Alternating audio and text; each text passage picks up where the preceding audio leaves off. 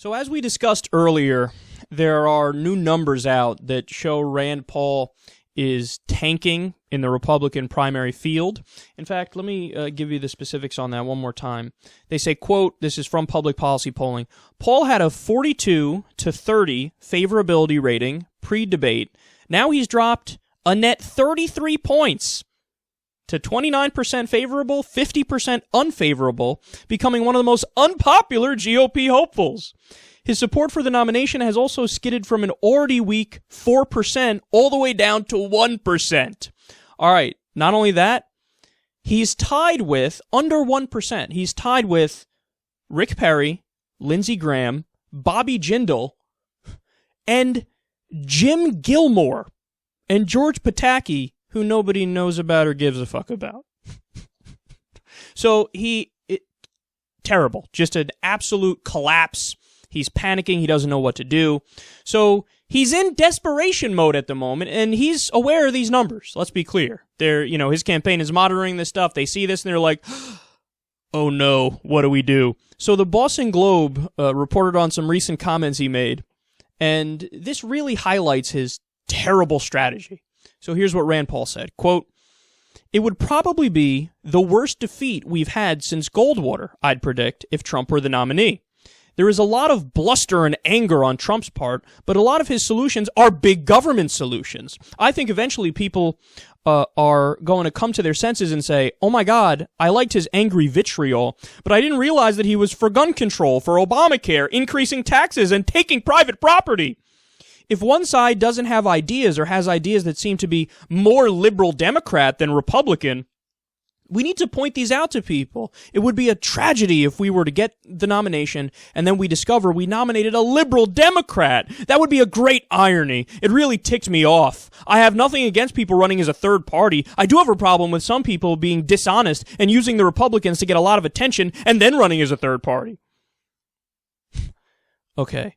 You know what that sounds like to everybody in the world except Rand Paul, apparently? It sounds like this. Big bad meanie Trump is beating me. He's a stupid liberal. That's what he is. You think that's a winning strategy, Rand? You're so pathetic. Now, I said this during the first debate, or after the first debate.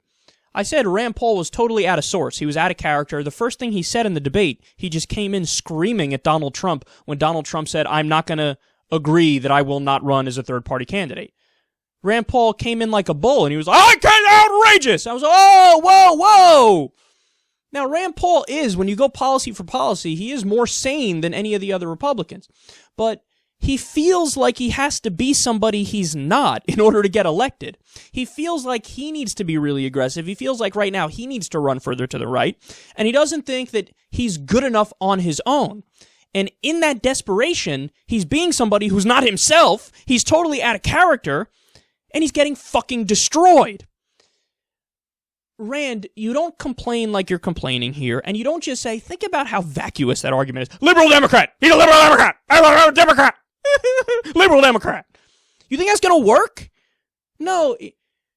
There are differences between you and the other candidate. Talk about them. Talk about them. So, for example, Donald Trump has said multiple times he wouldn't cut Social Security or Medicare because I'd bring so many jobs that we wouldn't need to.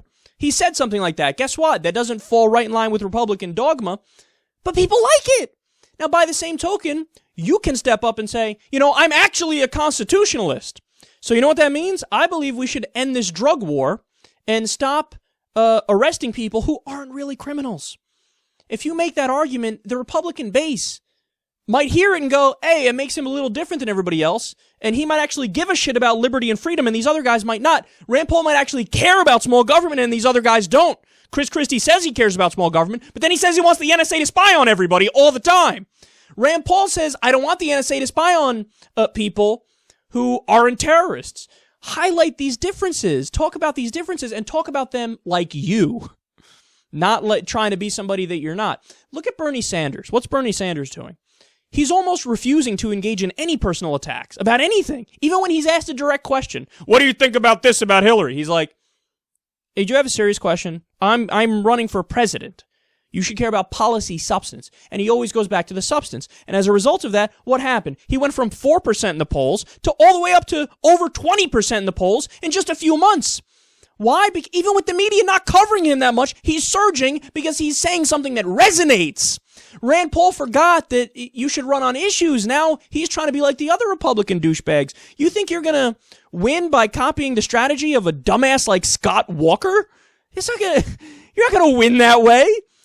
You're different than them, so be different than them. It's really sad to watch the only guy on the right-wing side with any decent ideas just crumble because he's listening too much to his advisors and he's trying to be too tactical as opposed to just being a human being, telling people his platform and arguing for his platform. And does that mean under no circumstance can you attack Trump? No. But if you do attack Trump, make it short, sweet, to the point, and then move along. So, for example, all you have to say is something like, he says he's a business genius, but he went bankrupt. His companies went bankrupt at least 4 times. He's no business genius. I'm a better businessman than him. And then you move along. Little things like that. Oh, he says he cares about the common man. He's a billionaire, and his daddy gave him $400 million. He had a giant head start. Moving on to the substance. That's all you got to do, man.